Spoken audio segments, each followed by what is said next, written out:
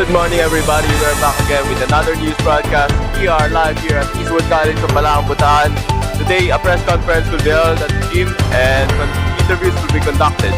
Here we have Chad Aaron Noble for the broadcast.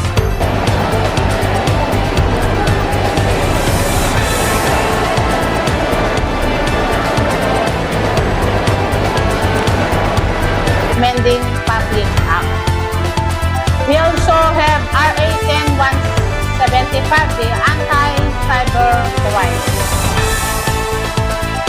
Children Protection Desk, investigating and prosecuting cases on bounty, providing support and assistance for victims of bounty, promoting awareness and prevention of bounty, coordinating with other government agencies and non-governmental organizations to address bounty cases.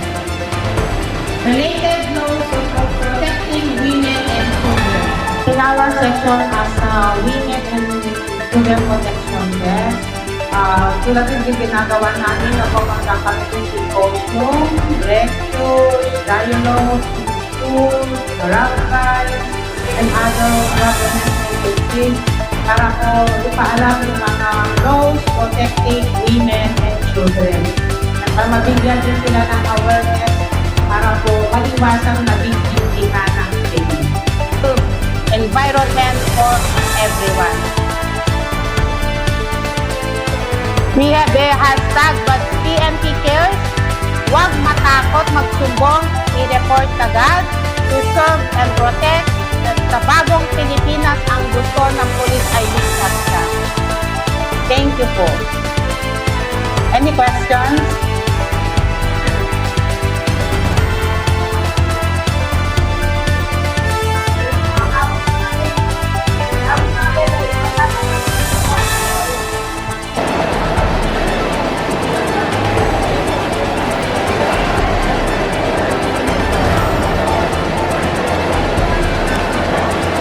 Agents at a lesson. What is your stand about this, and do you think other sex ed will help their victims?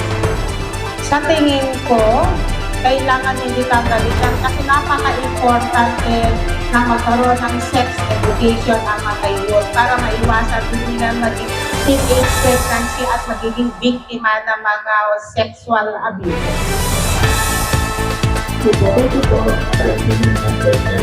Are there any laws that are there any ways made to order? Ay DepEd, yung sa child protection policy, yun po. Kaya yung kuminsan ng school, ini-invite kami para mag-lecture o para ma-update sa mga other laws, para maano po yung mga estudyante may kaalaman about sa mga batas ng mga women and children protection. Since na-mention na po yung child protection policy, since meron na po very dapat na level child protection office, para po i-amend yung intention po ng DepEd na i-legalize na po yung i-legalize na po yung school and teaching school. Ano po yung magiging role ng teaching sa bala po na yung with the partnership with the DepEd, ang ano namin is once na may abuses nangyari man sa school o hindi o reported ng victim sa teachers, kailangan nilang i-report sa